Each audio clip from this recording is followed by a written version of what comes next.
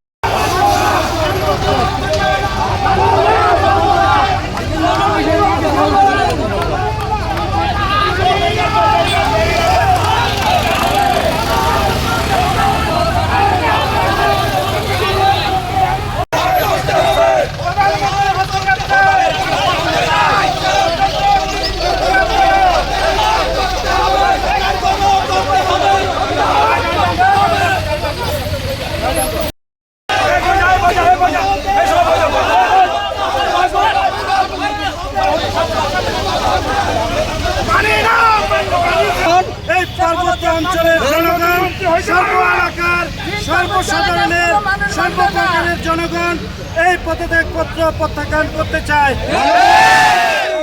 মাননীয় প্রধানমন্ত্রীকে দৃষ্টি আকর্ষণ করতে চায় এই পার্বত্যবাসী অ্যাডভোকেট দীপেন দেওয়ানের মতো নেতা এই পার্বত্য অঞ্চল থেকে যদি বাদ দেওয়া হয়, আগামীতে এই পার্বত্য অঞ্চলে বিএনপির যে দুর্গ, সে দুর্গকে দুর্বল করে দেওয়ার যে ষড়যন্ত্র করছে আমি মনে করছি।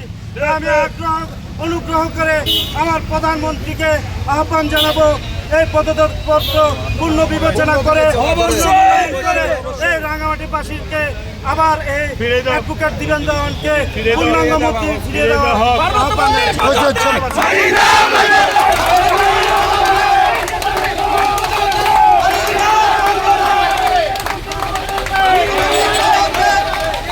ওনাকে জোর করে যদি কেউ পদত্যাগে বাধ্য করে, এটার জন্য জনগণ ভালোভাবে নেবে না।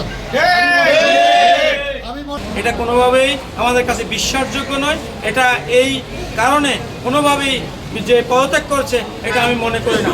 আমরা মনে করি হয়তোবা তার মন্ত্রণালয়ের উপরে অযাচিত হস্তক্ষেপের কারণে উনি সংক্ষুব্ধ হয়ে এই পদত্যাগ করেছেন।